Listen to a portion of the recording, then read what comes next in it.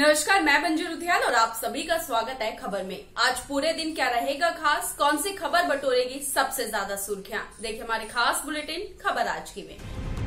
Corona vaccination की रफ्तार हाल में बेशक तेजी से बढ़ी है, लेकिन कुछ राज्यों में 60 से अधिक उम्र के लोगों का कम टीकाकरण चिंता बन गया है, खास तौर से तब जब कोरोना की तीसरी लहर का खतरा मंडरा रहा है। कोरोना के संक्रमण का सबसे ज्यादा खतरा बुजुर्गों को है। अंदेशा है कि इन्हीं राज्यों में कोरोना की तीसरी लहर आने का सबसे ज्यादा डर है।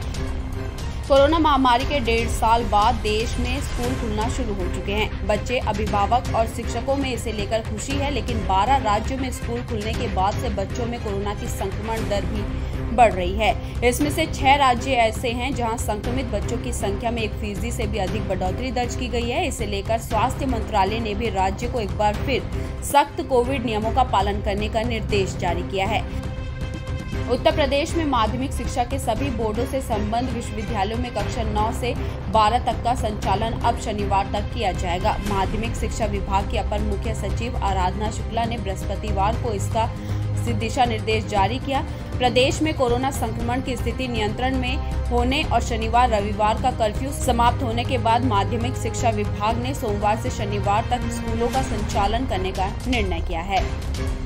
सुहाग नगरी में डेंगू और बुखार के डंक से मौतों का सिलसिला इतनी कवायद के बाद भी नहीं थमा। गुरुवार को 9 और मौतें हो गई। अब कुल मरने वालों की संख्या 60 से ज्यादा पहुंच चुकी है।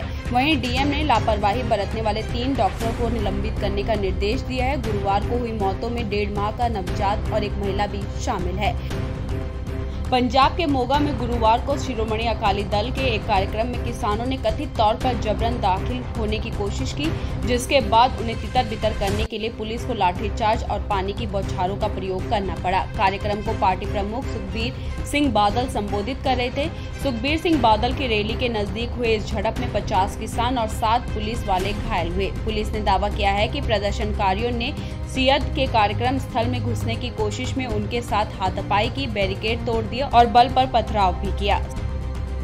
हुर्रियत नेता सैयद अली शाह गिलानी के निधन के बहाने फिर से जम्मू कश्मीर में हिंसा भड़काने के सपने देख रही इमरान खान सरकार के मंसूबे फेल होने से पाकिस्तान भड़क उठा है। दरअसल पाकिस्तानी चाह रहा था कि गिलानी के शव को पूरी भीड़ के साथ दफनाया जाए ताकि लोग वहां जमा हो और भारत के खिलाफ भावनाओं को भड़काया जाए। हालांकि भारत ने ऐसे होने नहीं दिया। गिलानी की अंतिम यात्रा में केवल परिवार और करीबी लोगों को ही जाने की अनुमति दी गई। तालिबान अफगानिस्तान की राजधानी काबुल में ईरान की तर्ज पर नई सरकार के निर्माण की घोषणा करने के लिए पूरी तरह तैयार है। तालिबान के नेताओं ने गुरुवार को कहा कि शुक्रवार को जुमे की नमाज के बाद सरकार गठन की औपचारिक प्रक्रिया पूरी की जा सकती है। सबसे बड़े धार्मिक नेता मुल्ला हेबतुल्लाह अखुंजादा को देश का सर्वोच्च नेता बनाया जाएगा। तालिबान की माने तो बातचीत की प्रक्रिया पूरी हो गई और सरकार के खाके पर मोहर लग गई है। चीन में उइगर मुसलमानों पर की जा रही क्रूरता पर चुप्पी साधने वाले तालिबान ने कहा है कि उसे दुनिया भर के मुसलमानों के लिए आवाज उठाने का अधिकार है। तालिबान के प्रवक्ता सुहेल शाहीन ने यह कहते हुए जम्मू कश्मीर का भी नाम लिया। तालिबान ने यह बात ऐसे समय पर कही है जब एक दिन पहले ही रिपोर्ट आई थी कि अलकायदा ने उससे कश्मीर को लेकर मदद मांगी है। हालांकि इससे पहले तालिबान नेतृत्व ने यह भी कहा था कि वो भारत और पाकिस्तान के बीच तनाव के मुद्दे में शामिल नहीं होगा और अपनी जमीन का इस्तेमाल किसी देश के खिलाफ नहीं होने देगा।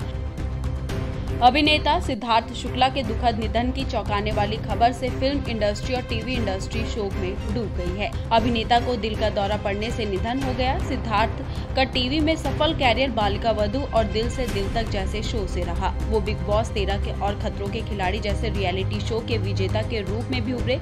साल 2014 में सिद्धार्थ शुक्ला ने करण जौहर की हम्टी शर्मा की दुल्हनिया के साथ बड़े पर्दे पर अपनी शुरुआत की थी, जिसे शशांक खेतान ने निर्देशित किया था, जिसमें वरुण धवन और आलिया भट्ट थे। अब बिग बॉस ओटीटी के होस्ट करण जौहर ने अपने इंस्टाग्राम स्टोरी पर सिद्धार्थ शुक्ला की एक फोटो शेयर करके अपने दुख को व्यक्त किया। बिग बॉस फेम अभिनेता सिद्धार्थ शुक्ला की मौत के बाद हर कोई हैरान है। बॉलीवुड इंडस्ट्री के दिग्गजों से लेकर उनके फैंस इस अनहोनी से बेहद हैरान हैं। अभी भी लोगों को यकीन नहीं हो रहा कि हर रोज 3-3 घंटे जिम करने वाला बेहद फिट एक्टर सिद्धार्थ शुक्ला की हार्ट अटैक से मौत हो गई। सिद्धार्थ की मौत से फैंस केवल भारत में ही नहीं बल्कि पड़ोसी मुल्क पाकिस्तान में भी बेहद दुखी हैं। भारत ही नहीं पाकिस्तान में भी सिद्धार्थ शुक्ला ट्विटर के टॉप ट्रेंड में हैं। सिद्धार्थ की लोक लोकप्रियता का अंदाजा इसी से लगाया जा सकता है कि पाकिस्तान में भी उनके प्रशंसकों की भरमार है। तो ये था आज का बुलेटिन। ऐसे बुलेटिन और ऐसे दिन भर की अपडेट को देखने के लिए हमारे चैनल को सब्सक्राइब कीजिए और साथ ही अपनी राय हमारे कमेंट बॉक्स में लिखना ना भूलिएगा। धन्यवाद।